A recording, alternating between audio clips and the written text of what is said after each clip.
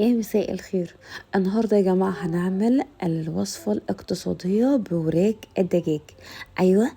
الحمام الكداب يا جماعه من الوصفات اللي اتقال عليها وصفه اقتصاديه حرفيا، علشان انا بعدد قليل قوي بقدر اعمل كميه كبيره جدا.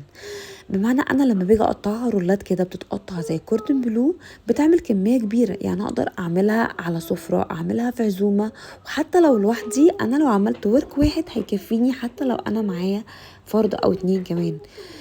كمان مش بستخدم لها اي مكونات من بره، كل مكوناتك جوه البيت. تعالوا نشوف هنعملها ازاي.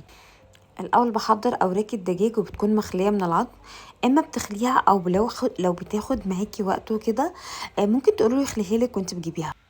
اول حاجه ببدا بيها البهارات عشان تلحق تتبل. البهارات عباره عن توم باودر، بصل باودر، زنجبيل باودر، فلفل اسود، وبهارات فراخ. والتاتش اللي بيأثر معايا قوي وبحبه جدا بهارات شاورما الفراخ. والاهم من كل ده فصين التوم الفريش اللي لا غنى عنه. كل ده في نص كوبايه لبن او كوبايه زبادي، واقلبهم واحط فيهم الفراخ وانقعها كويس جدا، واشيلها في التلاجة مسافه ما اعمل الرز.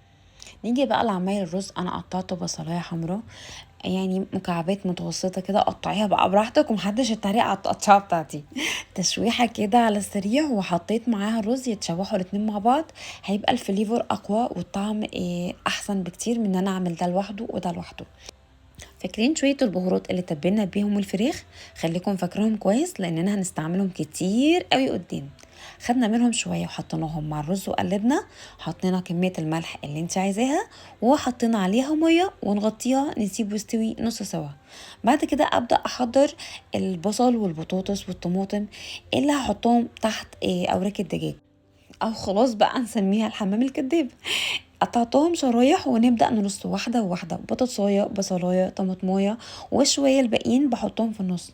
شايفين نفس شوية البهارات اللي قلت لكم احفظوها، هنحط منهم شوية على البطاطس علشان ما يبقاش فيه تزاحم في الأطعمة. هناخد بعد كده شوية رز على قد ايديكي ما تقدر، او على قد الوراك اللي معاكي ما تتحمل حطي. هقفل عليها الوراك كويس، وابدا اربطها او اقفل عليها بالخله، او ممكن تعمليها بالخيط زي ما كنا بنعمل الترابيانكو او اللحمه البارده. ممكن تلفيها برضو بالخيط.